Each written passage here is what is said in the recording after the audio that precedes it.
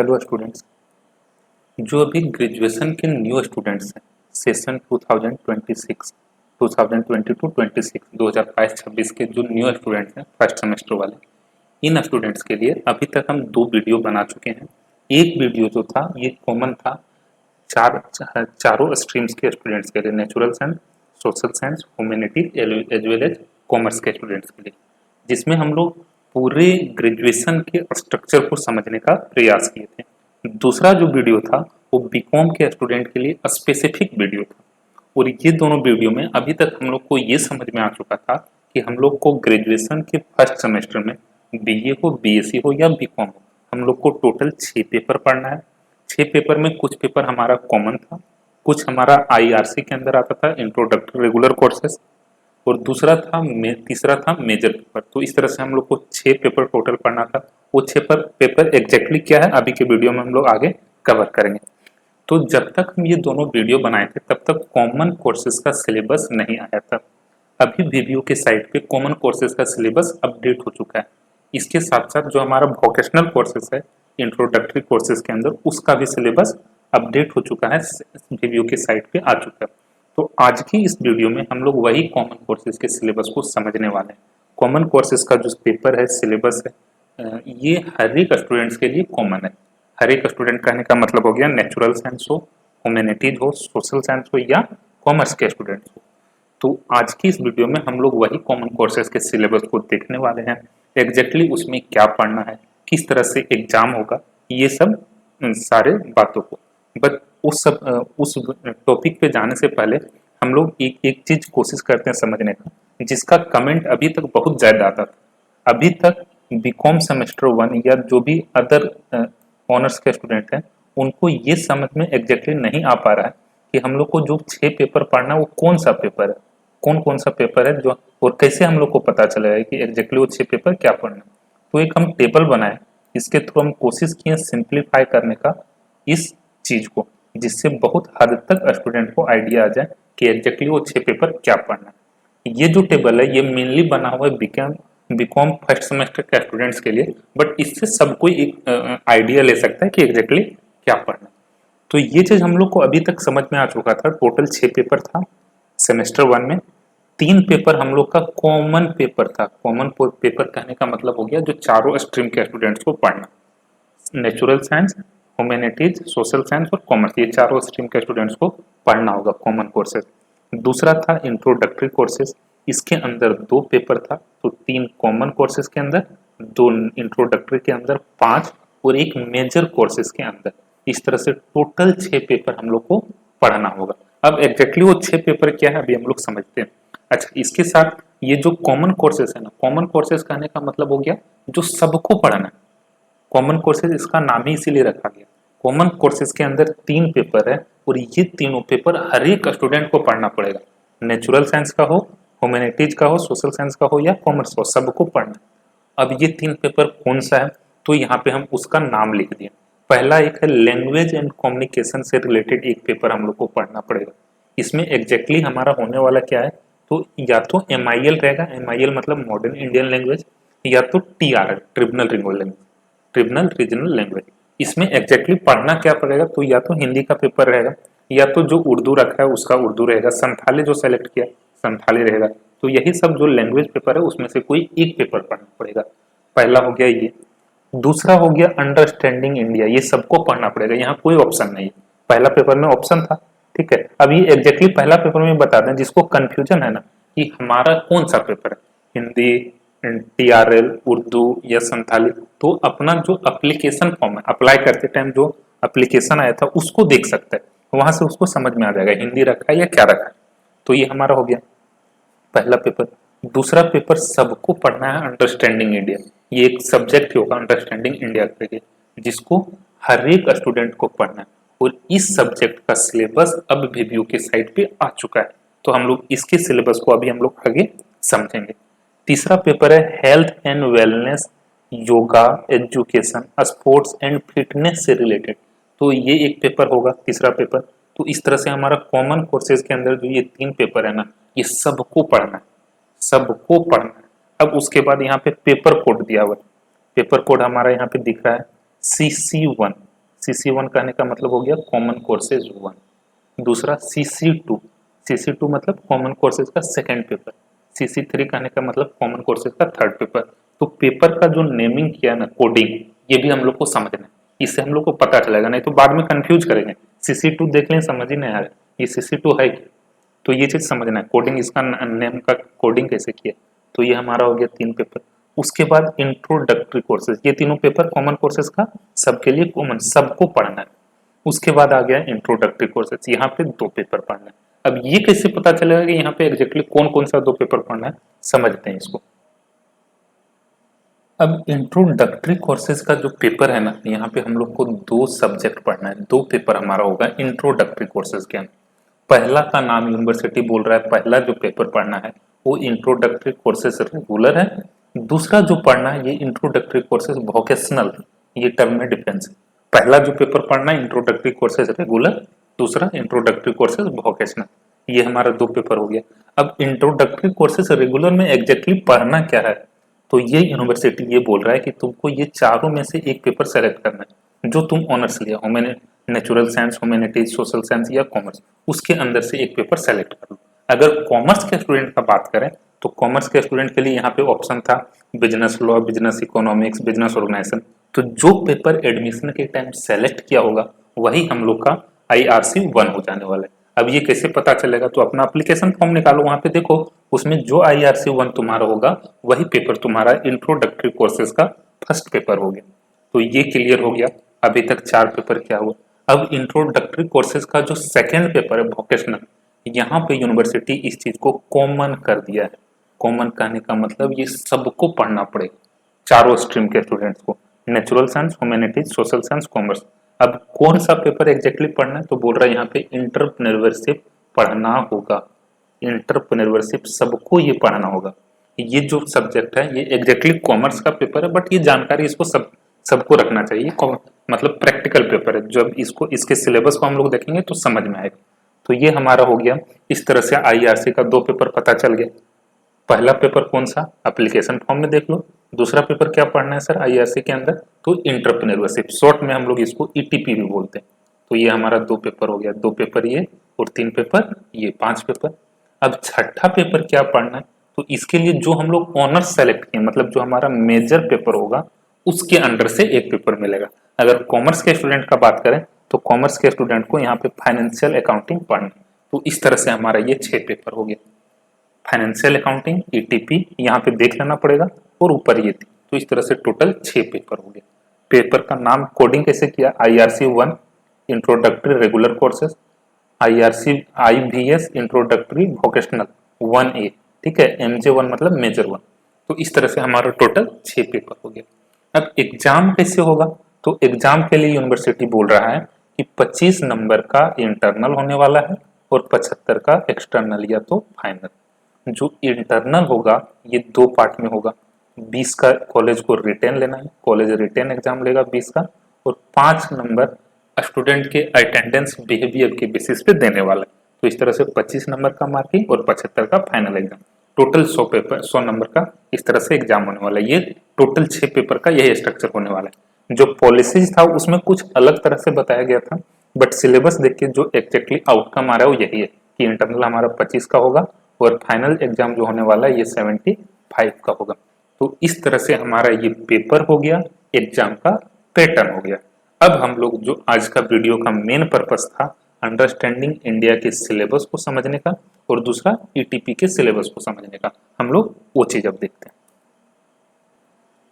तो ये हमारा है IRC 2 का syllabus, 4 year undergraduate program as per provision of NEP। यहाँ पे जो सब्जेक्ट कोड अब CC2 लिखा है ये अब सबको समझ में आने लगा होगा, आई होप, ठीक है। CC2 common courses 2, common courses 1 क्या था, MIL। उसके बाद ये हमारा नीचे दिया हुआ सेमेस्टर 1 के लिए है। अब यहाँ पे नीचे कुछ चीज लिखा है, the understanding of India is to be studied by the student of all 4 disciplinaries area. जो हमारा 4 डिसिप्लिनर एरिया है, चारों के स्टूडेंट्स को पढ़ना है, natural science, humanities, social science और कॉमर्स, ये सबको पढ़ना है। यहाँ पे एग्जाम पैटर्न के बारे में बोल रहा है, 25 मार्क्स का इंटरनल, ठीक है। SIE मतलब सेमेस्टर इंटरनल एग्जाम, और ESE मतलब end semester exam, final exam. तो 25 का इंटरनल और 75 का एक्सटर्नल, 100 मार्क्स का हो गया ये पेपर। ठीक है, ये चीज हो गया। अब उसके बाद पास मार्क्स क्या बोल रहा है, टोटल मिला के 40 आना चाहिए, internal plus MSc plus ESE। ठीक है, ये दोनों मिला के हमारा 40 मार्क्स आना चाहिए, यहाँ पे वो चीज बोल रहा है। अब क्वेश्चन कैसे आएगा, तो यहाँ पे वही अभी हम लोग समझे थे, इंटरनल हमारा 25 में एग्जाम BC का होगा। अब 20 में यहाँ पे बोल दिया कैसे कैसे एग्जाम होगा। 1 इंटरनल असेसमेंट होने वाला है 20 मार्क्स का, उसके बाद 5 मार्क्स का स्टूडेंट के अटेंडेंस या बिहेवियर के बेसिस पे थे। इंटरनल का कंसेप्ट समझ में आ गया, एग्जाम कैसे होगा। एक्सटर्नल का कैसे होगा, 75 मार्क्स का। तो यहाँ पे बोल रहा है कि जो एक्सटर्नल एग्जाम होगा ना, वो हमारा 2 ग्रुप में बटा होगा, पहला ग्रुप A और दूसरा ग्रुप B। पहला हमारा हो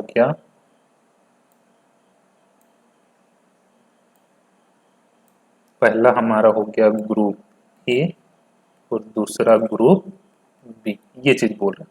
अब ग्रुप A में क्या बोल रहा है, group A will content 3 question. Group A में हमारा 3 क्वेश्चन होने वाला है, तीनों क्वेश्चन 5-5 मार्क्स का होगा, आगे जब हम लोग पढ़ेंगे तो समझ में आएगा।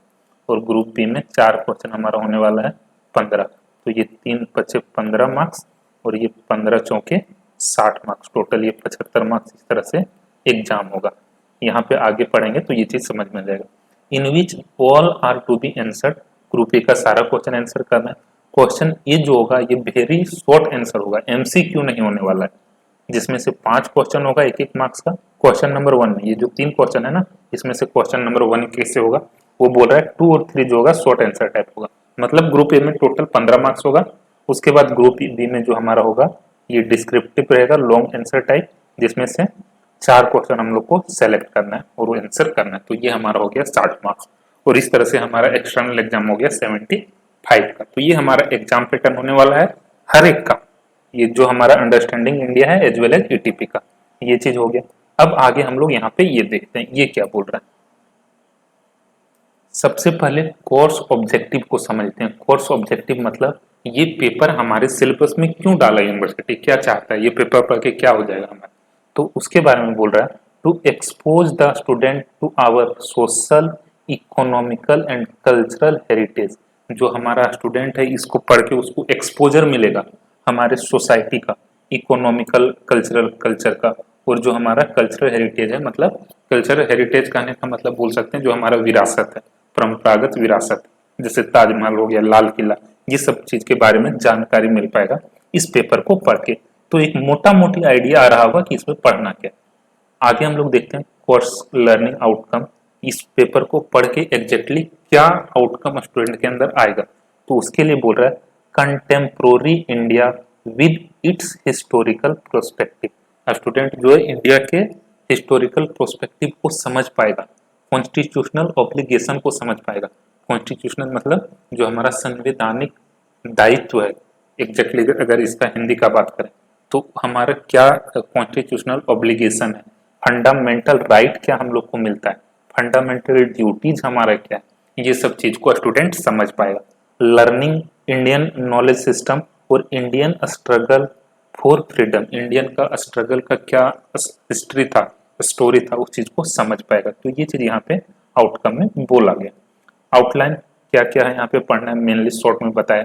इन बैकग्राउंड इंडिया का कल्चर का, growth development of Indian economy, Indian education and literature, कैसे कैसे डेवलपमेंट हुआ एजुकेशन का, लिटरेचर का, लीडर्स कौन रहे हैं इंडिया के फ्रीडम स्ट्रगल में, स्वतंत्रता सेनानी कौन कौन रहे हैं, वो सब चीज हम लोग को समझना है। Geographical features of India, India का भौगोलिक फीचर्स क्या है, ज्योग्राफिकल फीचर्स कहने का मतलब ये चीज हो गया। The people of India, Indian constitution, political idea, ये सब चीज के बारे में हम लोग को मेनली यहाँ पे पढ़ना है। अगर इस पेपर का हम लोग सिलेबस का बात करें तो ये जो हमारा पूरा सिलेबस है 9 यूनिट में डिवाइडेड है।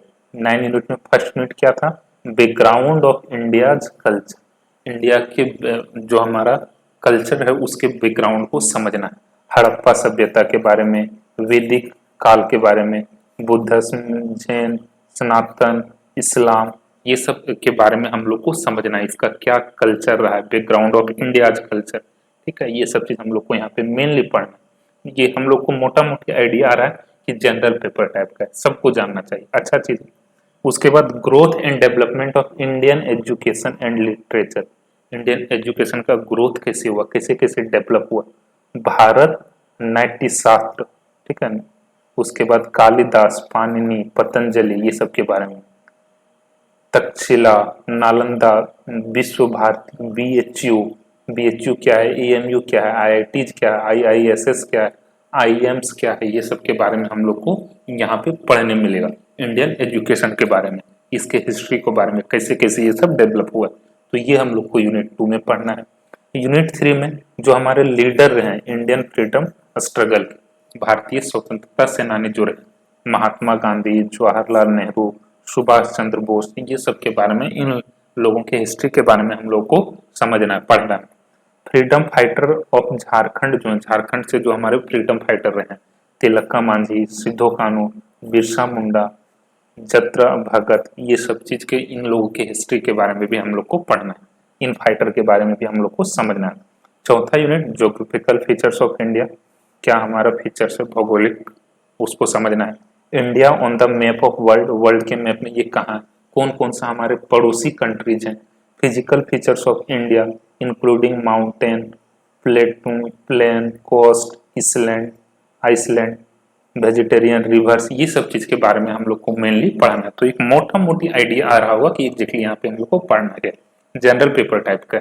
उसके बाद पीपल ऑफ इंडिया, इसको समझना है, पॉपुलेशन, इसका ग्रोथ, डिस्ट्रीब्यूशन, माइग्रेशन कैसे कैसे हुआ, इंडियन कॉन्स्टिट्यूशन, भारत का जो संविधान है उसको भी पढ़ना है। क्या पढ़ना है उसमें, तो बोलता है प्रीएम्बल पढ़ो, साइलेंट फीचर्स पढ़ना होगा, फंडामेंटल राइट क्या है हमारे कॉन्स्टिट्यूशन के अंदर, फंडामेंटल ड्यूटीज क्या है, ये सब चीज हम लोग को यूनिट 6 में पढ़ना है। पॉलिटिकल आइडियाज, नॉन वायलेंस, सत्याग्रह, सोशल जस्टिस, ये सब हम लोग को यहाँ पे पढ़ना है। 7th unit. 8 यूनिट जो है इंडियन इकोनॉमी से रिलेटेड पढ़ना है, Indian economy through the edges, agriculture, industry and trade, trade transport, कैसे कैसे हमारा डिफरेंट काल में जो इंडियन इकोनॉमी रहा है उसको समझना है इस पेपर में, इस यूनिट में। 9th में बोल रहा है हम लोग को life and ideas of Acharya Vinoba Bhave, a brief introduction, Vinoba Bhave कौन थे, उनके हिस्ट्री को, उनके आइडियाज को, उनके लाइफ के बारे में समझना है। तो ये हमारा टोटल 9 यूनिट था। इस तरह से हमारा अंडरस्टैंडिंग इंडिया का जो पेपर का सिलेबस था ये था। अंडरस्टैंडिंग इंडिया मतलब इंडिया को समझना, एग्जैक्टली सिलेबस देख के हम लोग को समझ में आ रहा है, ये वही चाह भी रहा है हम लोग को इंडिया के बारे में थोड़ा समझने के लिए कि हम लोग समझ पाए इंडिया को। ये हमारा था इंट्रो अंडरस्टैंडिंग इंडिया का सिलेबस। यहाँ पे कुछ सजेस्टेड रीडिंग दिया है, कौन कौन सा हम लोग राइटर का बुक ले सकते हैं। दूसरा अगर हम लोग देखें तो हमारा ये है entrepreneurship, introductory vocational studies, subject code ये किस तरह से दिया है। अब आई होप सबको ये भी समझ में आ रहा हो। सेमेस्टर 1 का पेपर है। नीचे अगर आगे बढ़ें, paper of entrepreneurship is under introductory vocational courses, it is to be studied by the student of all 4 disciplinary area, सभी डिसिप्लिन के एरिया के स्टूडेंट्स को ये चीज, ये पेपर पढ़ना है। पेपर यहाँ एग्जाम वही होने वाला है 25 + 75, वो चीज बोला है। पासिंग हमारा 40 होगा। ये सब चीज वही चीज है जो हम लोग ऊपर देखे थे, तो हम लोग इसको ज्यादा, उस पर ज्यादा फोकस नहीं करते, हम लोग आ जाते हैं करियर और कोर्स ऑब्जेक्टिव पे।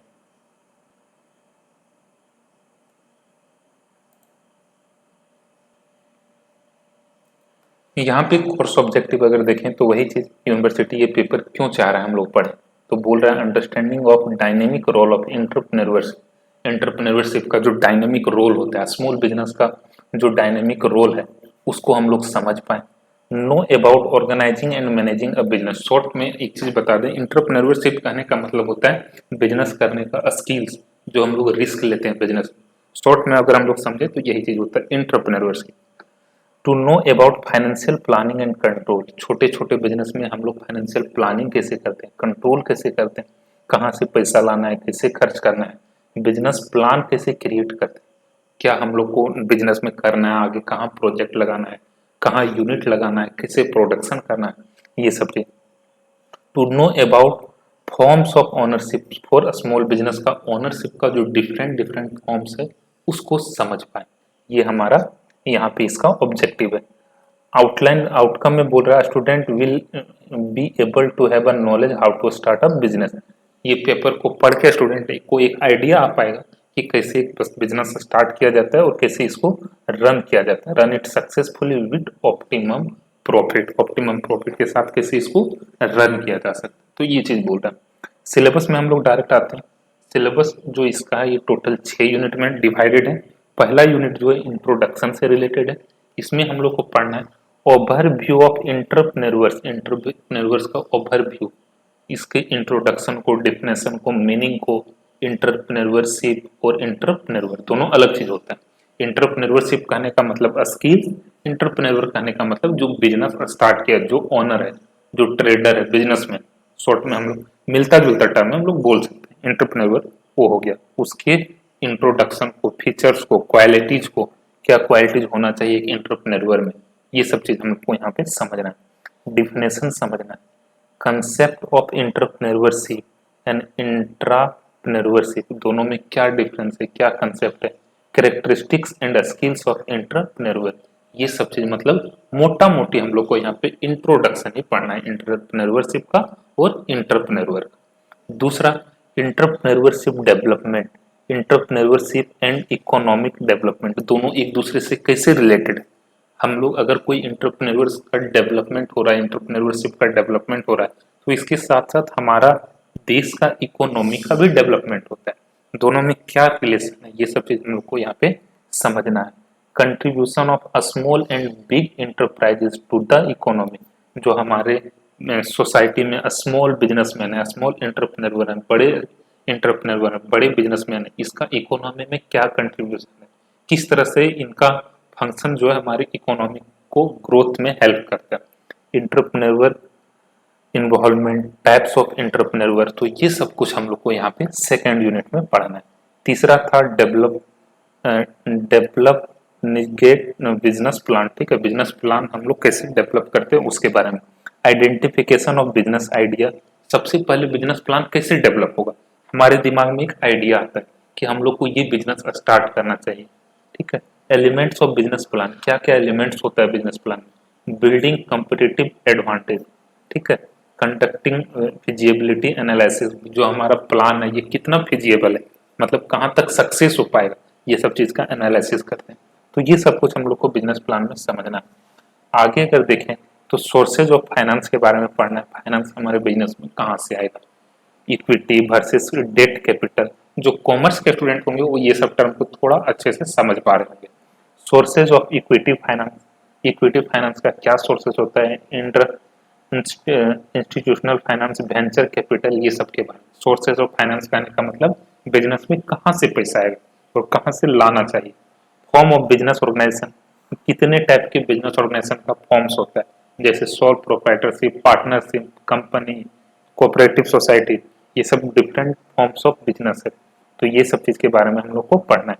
Intellectual property rights, intellectual property rights मतलब जो कॉपीराइट वगैरह होता है, जो हमारा डिजाइन लोगो है, ये सब इंटेलेक्चुअल प्रॉपर्टी राइट्स में ये सब कुछ कवर होता है। तो वो सब चीज़ के बारे में हम लोग को यहाँ पे पढ़ना है, उससे रिलेटेड क्या लॉ है, तो ये सब चीज़ हम लोग को मेनली 6th यूनिट में पढ़ना है। और इसके बाद यहाँ पे नीचे दिया हुआ है सजेस्टेड कौन कौन सा बुक से हम लोग ये सब स्टडी कर सकते हैं।